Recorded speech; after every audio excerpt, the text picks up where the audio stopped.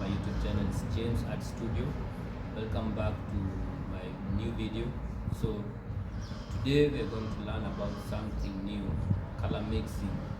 I know some of you have troubles in doing it, but I'm going to make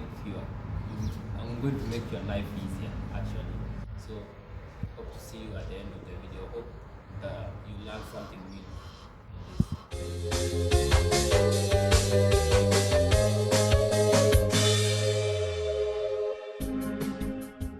It's important for you to know how to mix your own colors to make your color palettes appear cohesive. It is also cheaper than buying a tube of paint for every color. So here's how to paint a color wheel from scratch. All you need to start are the three primary colors, red, blue, and yellow. All other colors can be created mixing these in different ways. Note that mixing all three together will make a muddy brown.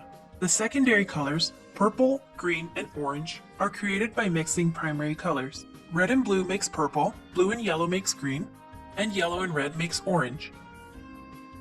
Tertiary colors are created by mixing a primary color with a secondary color.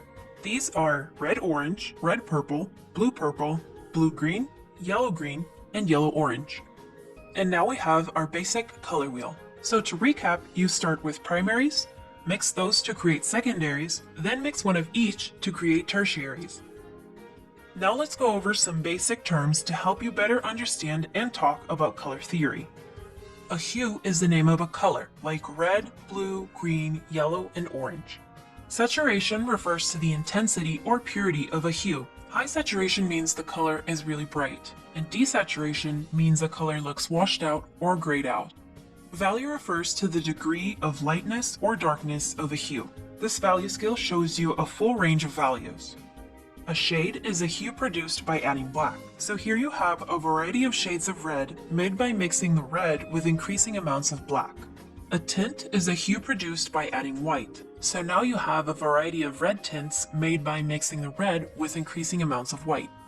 A tone is a hue produced by adding gray. So now you have a variety of red tones made by mixing red with increasing amounts of gray.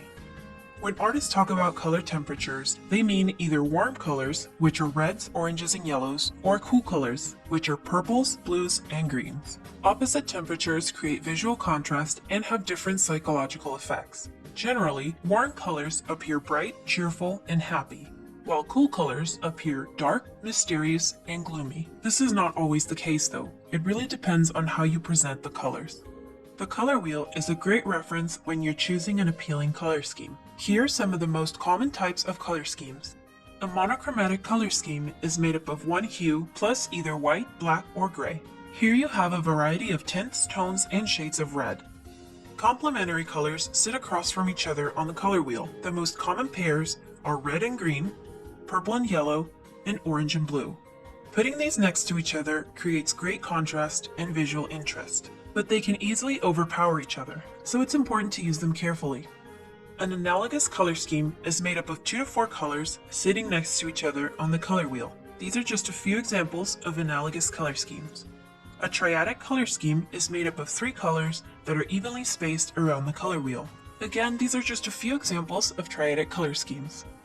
A split complementary color scheme is made up of a base color and the 2 colors adjacent to its complementary color. A tetradic color scheme is made up of 4 colors arranged into 2 complementary pairs. And a square color scheme is made up of 4 complementary colors evenly. So there you have it, guys. Subscribe, watch it. Thank you.